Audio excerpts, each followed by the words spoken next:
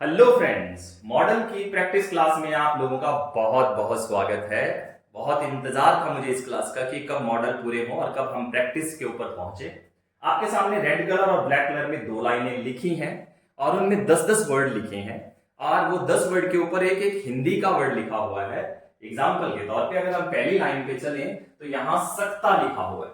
अब सकता को इंग्लिश में 10 तरीकों से बोला जा सकता है। सकता को इंग्लिश में 10 तरीकों से बोला जा सकता है। प्लीज वो लिख लीजिए। अगर अभी नहीं लिखा तो मैं साइड में हो जाता हूं और इसको लिख लीजिए। सबसे पहले पॉज कर लीजिए वीडियो को और लिख लीजिए। ये लिखना बहुत जरूरी है। जो लिखेगा नहीं वो इंग्लिश बोल नहीं पाएगा, सीख नहीं पाएगा, समझ नहीं पाएगा। ब्लैक कलर की लाइन में चाहिए वर्ड से हमारा टाइटल शुरू होता है और चाहिए के नीचे 10 वर्ड लिखे हैं और ये भी वही वर्ड है जो इंग्लिश में चाहिया को रिप्रेजेंट करते हैं। मतलब इतने शब्दों से चाहिया शब्द को बोला जा सकता है। सोचकर देखिए इंग्लिश में कितनी डिटेल से इंग्लिश भाषा को बनाया गया है। अब ध्यान दीजिएगा, बहुत इंपॉर्टेंट बात है। इन वर्ड को लिखकर पहले दिमाग में बिठाना आपकी ड्यूटी है। वो 1 घंटे में हो, 4 घंटे में हो, एक दिन में हो या एक हफ्ते में हो, जब तक ये 20 वर्ड आपको याद ना हो जाए चाहिए के लिए, तब तक आप आगे ना बढ़े। इस पोर्शन की तरफ आने की जरूरत नहीं है आपको, बस यहीं पे अटके रहें। जब ये याद हो जाए फिर आगे की क्लास आपने देखनी है। आगे की क्लास में आस्क अबाउट टीडीएम, ये हमने ऐसा फॉर्मूला डिजाइन कर दिया है कि अगर इस फॉर्मूला के हिसाब से आप इंग्लिश को सीखते हैं तो इंग्लिश की पूरी ग्रामर को और पूरी स्पीकिंग को आप बहुत आसानी से सीख जाएंगे। अब इसमें क्या फॉर्मूला है, क्या मैजिक है? इसमें मैजिक है आपके दिमाग में पिक्चर डालने का। क्योंकि हमने पहले दिन ही आपके साथ वादा किया था कि आपको जो भी पढ़ाया जाएगा वो फोटो से पढ़ाया जाएगा। अब फोटो क्रिएट करने का आपके दिमाग में टाइम आ चुका है। आप टीवी पे ऐड देखते हैं। आपकी जीभ को स्वाद देने के लिए एक बहुत ही बढ़िया कंपनी ने मसाले बना रखे हैं और उस कंपनी के मसालों का नाम अगर आपके दिमाग में है तो आप बड़े आराम से ये फॉर्मूला सीख जाएंगे। TDM याद कीजिए, कुछ ऐसा आपको याद आ रहा है? TDM, कोई ऐसा मसाला आपको याद आ रहा हो जिसका नाम ऐसे ही हो तो बहुत देर नहीं करते हैं। MDH, MDH मसाले हैं जो आपकी जीभ को स्वाद देते हैं और आपके दिन को बेहतर बना देते हैं। कॉमन सेंस से मैंने उसकी तारीफ की, आपके दिमाग में वो फोटो छप गई। अब हो सकता है कि आप MDH मसाले खरीदेंगे, उससे आपको और मुझे कोई फायदा होने वाला नहीं है। मैंने बताया आपको और आपने खरीद लिया, कोई फायदा नहीं हुआ। लेकिन आप अगर हमारे कोर्स के बारे में लोगों को बताएंगे तो आपको बहुत बड़ा फायदा होने वाला है। इसलिए बताया कीजिए। अगर आपको अच्छा लग रहा है तो चुप मत रहिए। अच्छी चीजों की तारीफ करने से उनमें शक्ति आती है, जान आती है और उसका विस्तार होता है, उसका फैलाव होता है, वो स्प्रेड होती है। आपका फर्ज है कि आप हमारे इस कोर्स को घर घर तक पहुंचाएं। आइए बात कर लेते हैं TDM। MDH के बराबर हमने TDM मसाला तैयार किया है। TDM क्या है? TDM मतलब टाइम डिवीजन मूड। आपको एक सेंटेंस में ये चीजें जरूरी होती है पहचानना। टाइम पहचानना जरूरी होता है। सबसे पहला काम टाइम पहचानिए, फिर उसका डिवीजन पहचानिए कि उसमें एक्शन किस मोड में हो रहा है, फिर उसका मूड पहचानिए, नेगेटिव है, पॉजिटिव है, इंटेरोगेटिव है, नेगेटिव है। ये 4 मूड होते हैं, 4 डिवीजन होती हैं और 3 प्रकार के टाइम होते हैं। सबसे पहले टाइम पहचानना है, यानी T, टाइम पहचानिए। और कहां से पहचानिए? सेंटेंस के लास्ट में जाकर। हिंदी की जितनी भी इंग्लिश में ग्रामर कन्वर्ट करने वाला काम है वो सेंटेंस के लास्ट में जाकर ही आपको पता लगेगा। अदरवाइज आप घूमते रह जाएंगे, आपको कुछ समझ नहीं आएगा। जैसे ही आप बेसिक में आ रहे हो, बेसिक सीखने की कोशिश कर रहे हो, तो क्या कीजिए, आदत बना लीजिए कि मैं सेंटेंस के पीछे जाऊंगा। पहले वहां देखूंगा कि सेंटेंस का टाइम क्या है। एक काम खत्म हो गया। लास्ट वर्ड से सेंटेंस का टाइम पता लग जाएगा आपको। और सेकंड लास्ट वर्ड से, जो सेकंड लास्ट वाले के बिल्कुल जो साथ में है, उससे आपको पता लग जाएगा कि डिवीजन किस जोन में है। डिवीजन इंडेफिनेट है, परफेक्ट है, कंटिन्यूअस है या परफेक्ट कंटिन्यूअस है। अब ध्यान दीजिए, हमें अभी टेंस तो करने नहीं है, लेकिन मॉडल की भी डिवीजन होती है, तो डिवीजन को पहचानना है आपने किस डिवीजन में। मॉडल की इस तरीके से 13 डिवीजन बन जाती हैं, 13 विभाग बन जाते हैं मॉडल के। 2 विभाग की चर्चा आपके साथ यहां कर रहा हूं, सिखा देता हूं आपको, बाकी आप क्विज में प्रैक्टिस करते करते सीख जाएंगे। तो सकता विभाग में है, सकता वाले डिवीजन में है या चाहिए वाली डिवीजन में है, बस ये पता लगा लीजिए, काम आपका आसान हो जाएगा। तो पहले आपने टाइम पहचान लिया, फिर आपने डिवीजन पहचान ली, फिर एम यानी मूड पहचानना है। 4 मूड होते हैं। पहला सिंपल मूड जिसमें हम हां करते हैं, जैसे अभी मैं करवाऊंगा आपको प्रैक्टिस। फिर नेगेटिव मूड होता है जिसमें हम ना करते हैं। फिर इंटेरोगेटिव मूड होता है जिसमें हम सवाल करते हैं। और फिर इंटेरोगेटिव एंड नेगेटिव मूड होता है जिसमें हम सवाल करके इनकार करते हैं, सवाल भी करते हैं और ना भी करते हैं, दोनों को मिला लेते हैं। तो 4 मूड हो जाते हैं इस तरीके से, एक एक करके पहचानना बहुत जरूरी। तो TDM का मसाला आपके लिए इंग्लिश को बहुत ही जायकेदार बना देगा, आपके सफर को आसान कर देगा, समझ लीजिए। फिर से एक बार ब्रीफ रिपीट करता हूं। सेंटेंस के लास्ट में जाइए, पहले टी टाइम पहचानिए, सेकंड लास्ट वर्ड से डिवीजन पहचानिए, सेंटेंस के शुरू में आकर, बिल्कुल शुरुआत में आकर या सेंटेंस के बीच में आकर सेंटेंस का मूड पहचानिए। बस इतना सा काम है, आपके लिए जायकेदार इंग्लिश तैयार हो चुकी है।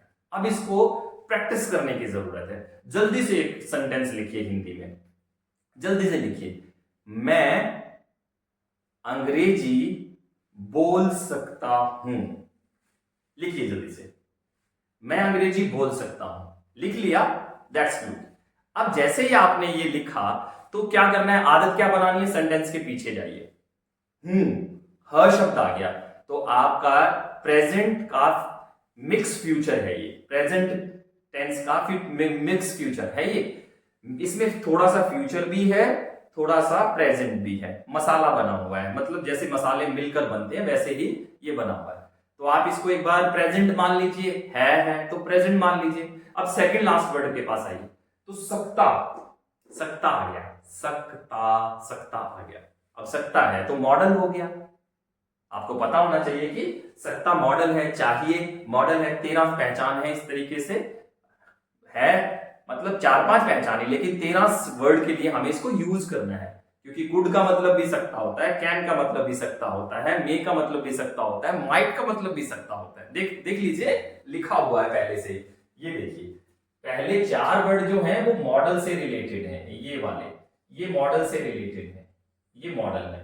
यहां पर पहले 3 वर्ड जो हैं वो मॉडल से रिलेटेड है, ये मॉडल है हमारे। और ये एडवांस इंग्लिश का पोर्शन है, इसको अभी हम चर्चा नहीं करेंगे, बाद में देखेंगे इसको, फिलहाल ये समझ जाइए आप।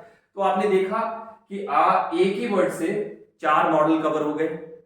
इस तरीके से 4-5 वर्ड याद करने, 13 की टेंशन लेने की जरूरत नहीं है, क्योंकि 4 और 3 7 तो यहीं पे कवर हो गए मॉडल। बाकी कितने रह गए, 5। उनके लिए अलग अलग शब्दों का इस्तेमाल आपको किताब क्विज में दे दिया जाएगा। समझने की कोशिश कीजिए। मैंने आपको एक सेंटेंस लिखाया, आप उस सेंटेंस के पीछे गए। मैं अंग्रेजी बोल सकता हूं, सेंटेंस ये था। आपने प्रेजेंट को पहचाना और सकता से आपने डिवीजन डी को पहचाना, है से टी को पहचाना, सकता से डी को पहचाना। और अब आ जाते हैं सेंटेंस के शुरुआत में, प्रश्न बनाने वाला कोई वर्ड नहीं लिखा, क्या, कहां, क्यों, किसने, ऐसे वर्ड को नहीं इस्तेमाल किया गया, तो ये साधारण है। और उसके बाद पूरे सेंटेंस में देखिए नहीं शब्द नहीं आया है, तो ये सिंपल मूड बन जाता है। अगर नहीं शब्द आता तो नेगेटिव बन जाता है। मैं अंग्रेजी नहीं बोल सकता हूं, ऐसा होता तो नेगेटिव हो जाता। क्या मैं अंग्रेजी बोल सकता हूं, तो ये प्रश्न हो जाता। क्या मैं अंग्रेजी नहीं बोल सकता हूं, तो ये प्रश्न पूछ के इनकार करना हो जाता। इनकार करने का मतलब है स्ट्रेस डालकर बात करना, नेगेटिव और इंटेरोगेटिव का दोनों का मिक्सर, पूरा जोर लगा करके बात करना होता है। तो 4 मूड आपको पहचान में आ गए, मतलब टी भी आपको लास्ट से पता लगा, डी भी आपको सेकंड लास्ट से पता लगा, और एम का पता लगा आपको शुरुआत से। ये आदत बना लीजिए, इंग्लिश सच में बहुत आसान हो जाएगी। तो अभी इसको ट्रांसलेट करते हैं कि मैं इंग्लिश बोल सकता हूं। आइए, पहचान तो लिया आपने, जिसको पहचानना आ गया उसको जीवन में सब कुछ आ गया। दोस्तों, इसमें मैं 1 मिनट आपका लेना चाहूंगा।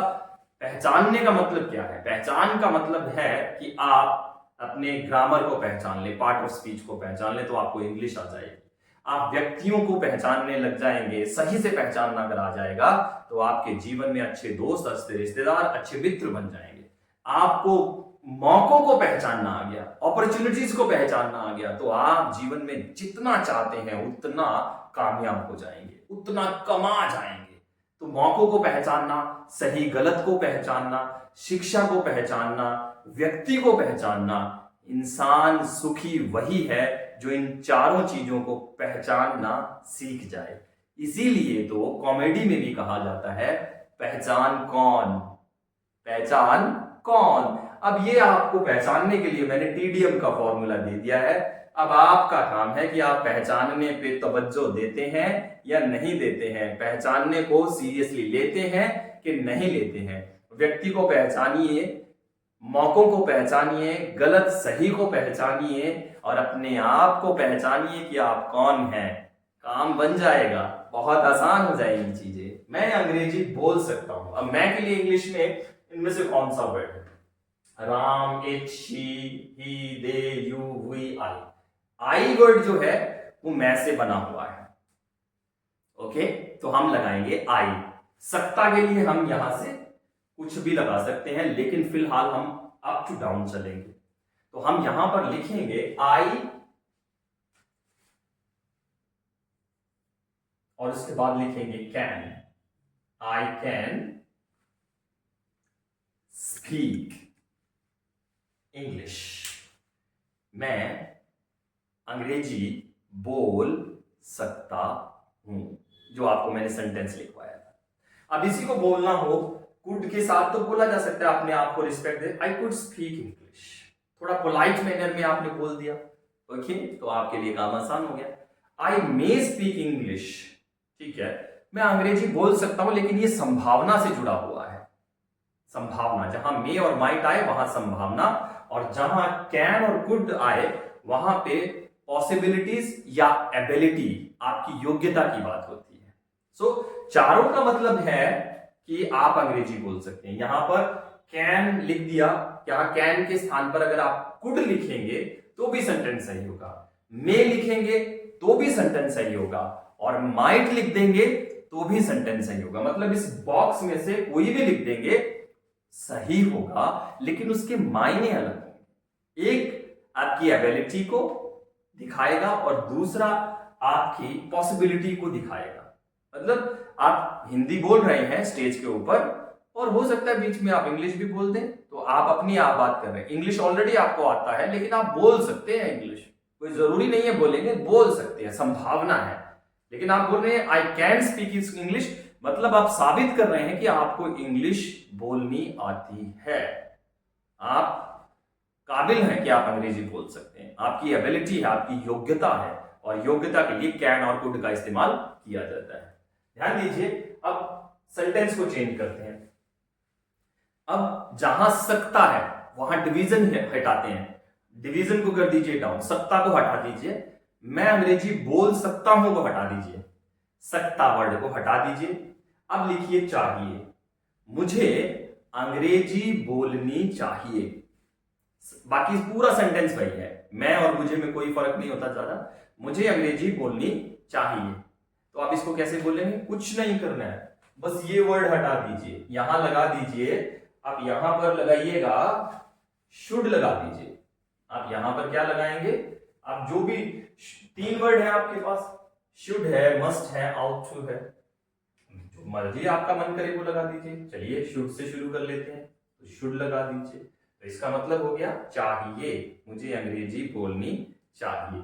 बाकी वर्ड बहुत इंपॉर्टेंट है, लिख लीजिए, आगे बहुत डिटेल में पढ़ाऊंगा आपको जब आप कोर्स के सेकंड पार्ट में पहुंचेंगे। यानी कि आप जब हमारा सेकंड 600 रुपए वाला कोर्स बाय करेंगे तो उसमें बहुत अच्छे से इन चीजों को सिखाएंगे, और आपको बाय करने की भी जरूरत नहीं है, आप हमें प्रमोट करके इन चीजों को बहुत डिटेल में सीख सकते हो।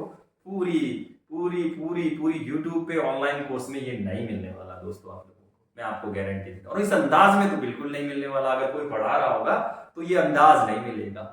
ये अंदाज हमारे पास ही है, ये तरीका जो डिजाइन किया है फोटो बनाने का। अब पूरी क्लास भूल जाइएगा, एमडीएच नहीं भूल पाएंगे आप। आप MDH के साथ TDM नहीं भूल पाएंगे, टाइम डिवीजन मोड नहीं भूल पाएंगे, और ये 3 चीज याद रह गई तो सब कुछ याद रह गया। इसी तरीके से आप कुछ भी बनाते रहिए, आप यूज्ड टू के साथ बनाते रहिए। यहां पर देखिए यूज्ड टू लगा दिया हम यहां पर, तो मतलब बदल जाएगा। मैं अंग्रेजी बोला करता था, अब नहीं बोलता हूं, मैं अंग्रेजी बोला करता। तो कैसे बनाएंगे, बस यूज्ड टू लगाइए, पहले लिखिए हिंदी में मैं अंग्रेजी बोला, एक ही वर्ड चेंज करना है और देखिए वर्ड डिवीजन चेंज हो जाती है। एक ही वर्ड आपने चेंज किया और डिवीजन चेंज हो गई। पहले आई कैन स्पीक इंग्लिश, मैं अंग्रेजी बोल सकता हूं। आई शुड स्पीक इंग्लिश, मुझे अंग्रेजी बोलनी चाहिए। और आई यूज टू स्पीक इंग्लिश, मैं अंग्रेजी बोला करता था। अब यहां पर लिख लीजिए मैं अंग्रेजी बोला करता था, तो कैसे लिखेंगे, आई यूज्ड और टू, कुछ भी चेंज नहीं हो रहा है, बस 2 वर्ड बीच में से 1 या 2 वर्ड हम चेंज कर रहे हैं, बाकी सारा सेंटेंस वैसे ही लिखा हुआ है एज इट इज।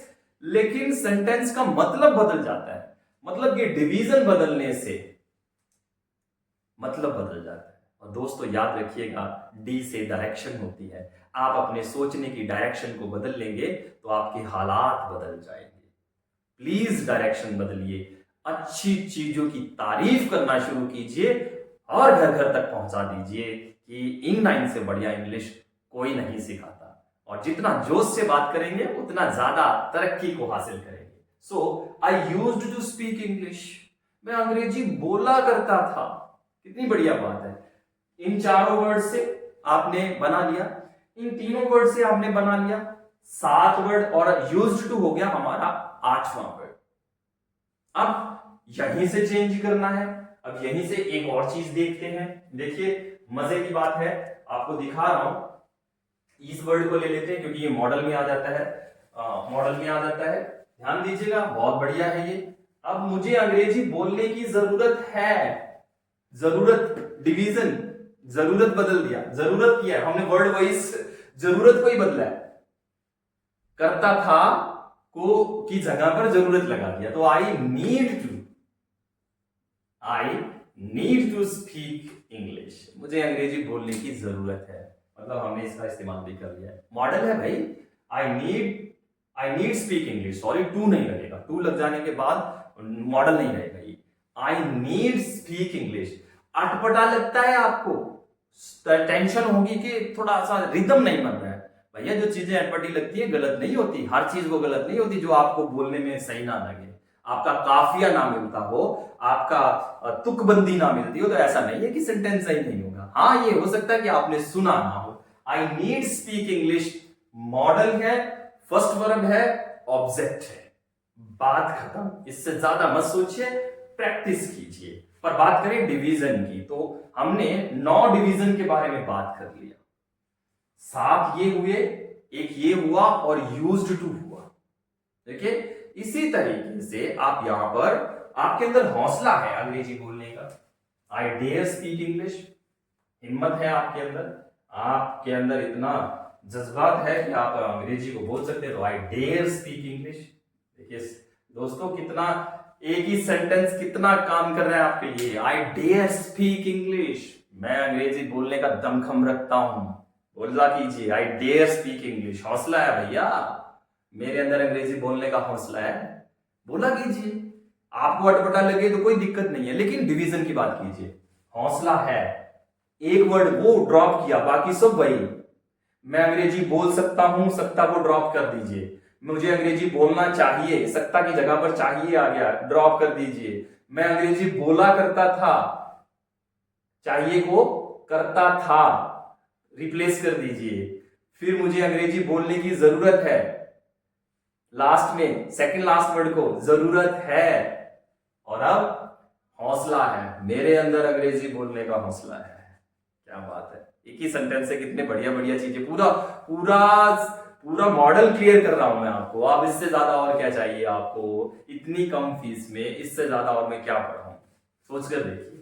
पर मैं आपसे रिक्वेस्ट करता हूं कि आप जिस तरीके से अंग्रेजी सीखते हैं उसको छोड़ करके हमारे इधर आ जाइए, फायदे में रहेंगे, बहुत कामयाबी मिलेगी। आगे और कौन सा वर्ड है, और कौन सा वर्ड है, डेयर हो गया, नीड हो गया, यूज्ड टू हो गया, और ये भी हो गए। इसके अलावा और कोई है, अभी मुझे तो याद नहीं आ रहा है भाई। अगर हो तो बता दीजिए, उसको मैं आपको संडे वाली क्लास में क्लियर कर दूंगा।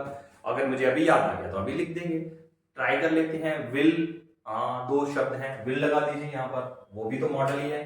तो यहाँ विल और शेल में से कुछ लगाओगे तो वो भी मॉडल हो जाएगा। मैं अंग्रेजी बोलूंगा, चेंज हो गया चेंज हो गया, मैं अंग्रेजी बोलूंगा।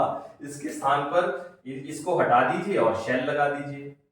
ये भी है, मैं अंग्रेजी बोलूंगा। तो देखिए बाकी बचे दो शब्द भी आ गए। और कुछ रहता है, विल वुड हो गया, वुड भी लगा दीजिए यहाँ पर, वुड भी हो जाएगा। इसके स्थान पर वुड लगा दीजिए, तो इसका मतलब ये मैं अंग्रेजी बोलूंगा। मतलब सब चीजें कहां पर है, ये इस छोटे से फॉर्मूले में छुपी हुई हैं, जो बहुत मुश्किल से बहुत मेहनत करके आप लोगों के लिए तैयार की है। बस टीडीएम को पकड़ लीजिए, मॉडल आ जाएंगे। टीडीएम को पकड़ लीजिए, टेंस आ जाएंगे। टीडीएम को पकड़ लीजिए, वॉइस आ जाएंगे। टीडीएम को पकड़ लीजिए, आपको कंडीशनल सेंटेंस, कॉजेटिव वर्ब, और आपके जितने भी एक्सक्लेमेटरी हैं, ऑब्जेक्टिव हैं, इंपेरेटिव हैं, सब टीडीएम के अंदर आते हैं। टीडीएम से बाहर कुछ भी नहीं है। और ये वो आइडिया है, जितना सीखते जाएंगे मेरे साथ, संडे वाली क्लास में प्रैक्टिस करते जाएंगे, आपकी जिंदगी बदलती जाएगी। आदत बना लीजिए कि आपको जब तक आपका बेसिक क्लियर नहीं होता तब तक आप टीडीएम की कश्ती में बैठे ही रहेंगे। और चप्पू पहले टी का चलाएंगे, फिर डी का चलाएंगे, फिर एम का चलाएंगे। ऐसे करके आप ये जो अज्ञानता का भवसागर है, इसे पार कर जाएंगे। क्या क्या करना है, पहले टी का चप्पू, बैठिए कश्ती में, जल्दी से आंखें बंद कीजिए। पहले टी का चप्पू चलाइए, फिर डी का चप्पू चलाइए, फिर आप एम का चप्पू चलाइए। मतलब पहले टेंस पहचानिए, टाइम पहचानिए, फिर साथ में डिवीजन पहचानिए, फिर मूड पहचानिए, फिर बताया गया रूल जो है उसको हिसाब से लिख दीजिए। काम खत्म, बन गई बात, आ गई इंग्लिश। कितना मुश्किल है, कोशिश करोगे तो जरूर सफलता मिलेगी, क्योंकि कोशिश करने वालों की कभी हार नहीं होती। लगातार कोशिश करने वालों की कभी हार नहीं होती भाई साहब। लगातार कोशिश कीजिए, मेहनत कीजिए। आइए और आपको डिटेल में लेके चलता हूं। अब इसका मूड भी बना लेते हैं। अगर आप कहेंगे सर आपने जोर तो इतना दे दिया लेकिन मूड तो बनाकर ही नहीं दिखाया, तो भैया मूड बना, एक का बनवा देता हूं, बाकी आप खुद बनाइएगा। कैन से शुरुआत की थी तो कैन से ही मूड बना देते हैं।